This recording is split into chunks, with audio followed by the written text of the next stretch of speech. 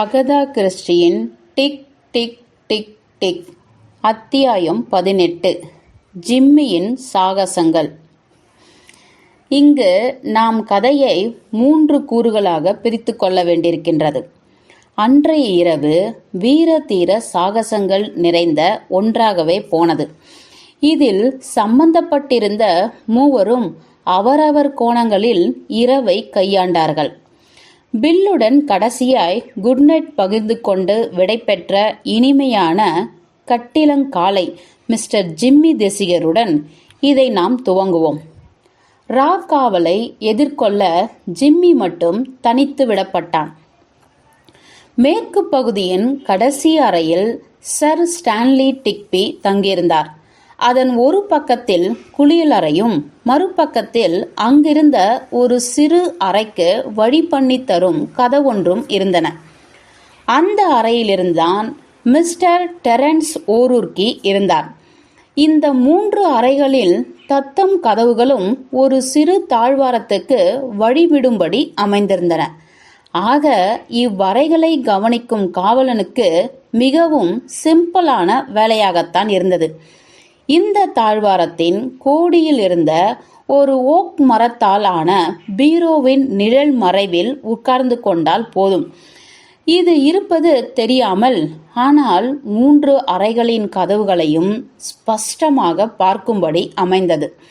மேற்கு புற பகுதிகளுக்கு வேறு வழியே கிடையாது. யாரு உள்ளே போனாலும் அல்லது யார் வெளியேறினாலும் பார்த்துவிடலாம். இன்னமும் ஒரு மின்சார பல்பு எரிந்து கொண்டிருந்தது.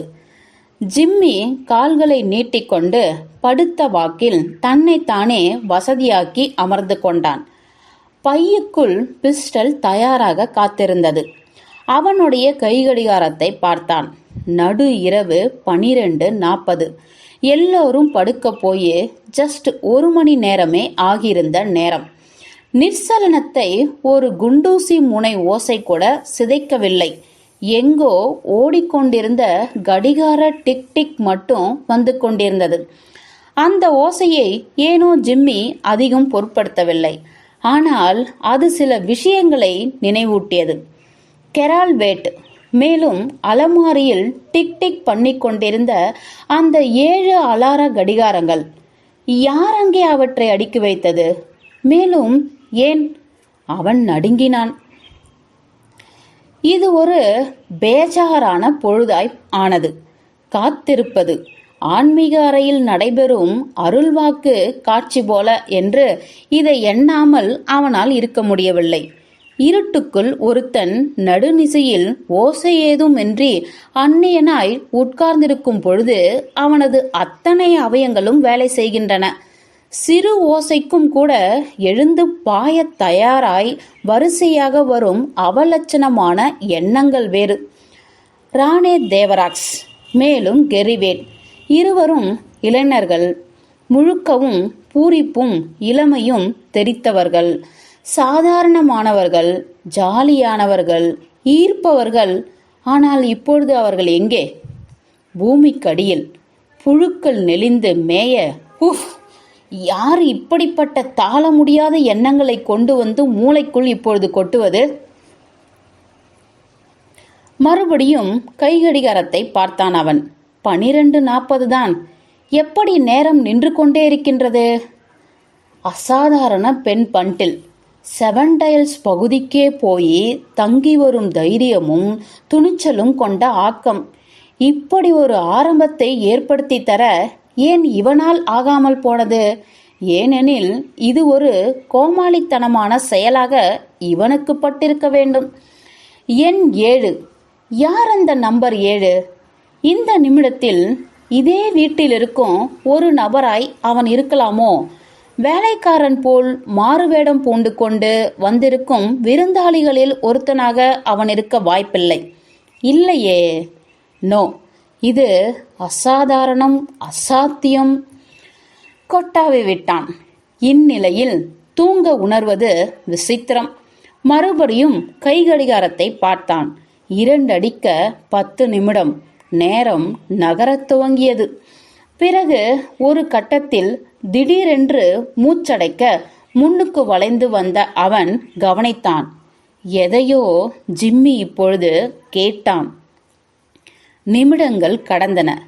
எஸ், மறுபடியும் ஒரு பலகையை சுரண்டும் ஓசை.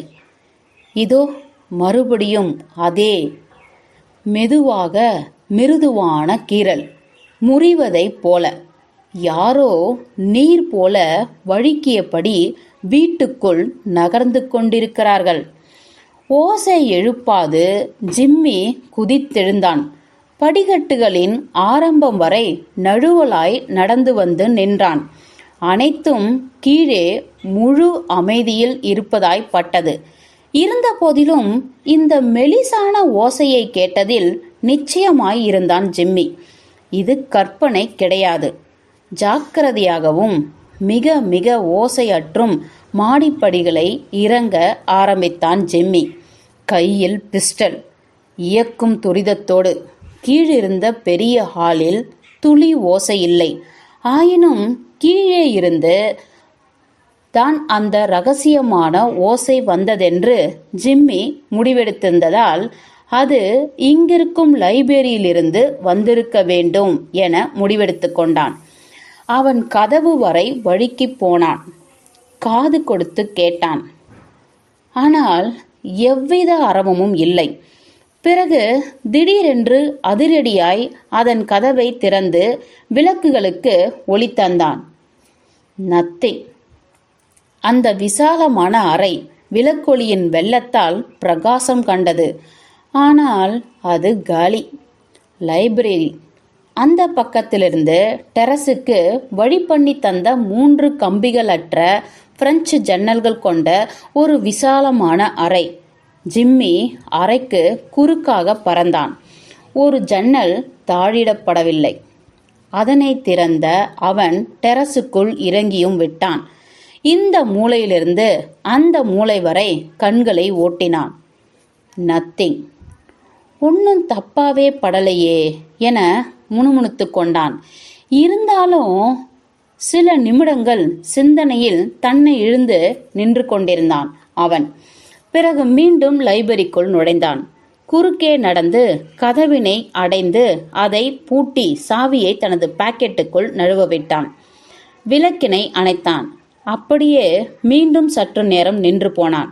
மறுபடியும் அறையின் குறுக்கே நடந்து திறந்திருந்த ஜன்னலை ஓசை எழுப்பாது நெருங்கி கையில் துப்பாக்கியை தயாராக்கி கொண்டு நின்றான். கேட்டதா இல்லையா? டெரஸில் ஓசை எழுப்பக்கூடாது என்ற முடிவோடு நடந்த காலடி ஓசை கேட்டது இல்லையா? நோ, இது ஜிம்மியின் கற்பனை. பிஸ்டலை இறுக்கமாக கைப்பற்றி பிடித்தான். நின்றான். உற்று கவனித்தபடி. தூரத்தில் நின்ற கடிகாரம் 2 என அடித்தது.